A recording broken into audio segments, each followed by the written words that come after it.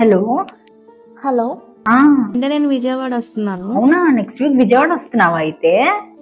అవును. Okay okay nice, అయితే రా కలుద్దాం. సరేనే.